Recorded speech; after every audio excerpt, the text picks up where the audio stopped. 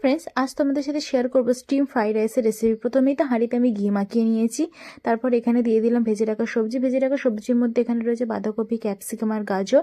তারপরে ভাজা সবজিগুলো দিয়ে ওপর থেকে ছড়িয়ে দিলাম একটু সামান্য চিনি। তারপরে ভাত দিয়ে দিলাম উপর থেকে।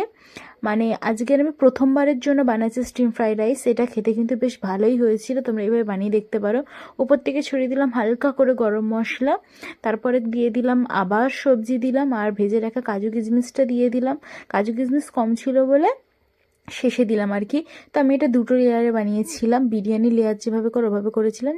একটা চাতুর উপরে চাটুটাকে গরম করে ভাতের যেই গামলাটা ছিল সেটা বসিয়ে দিয়েছিলাম। এইভাবেই রেখেছিলাম ওই 15 থেকে 20 মিনিট মতো, একদম কম আঁচে রেখেছিলাম। খুব সুন্দরভাবে স্টিম হয়ে গেছে, কোথাও কিছু পুড়েও যায়নি, কিচ্ছু হয়নি।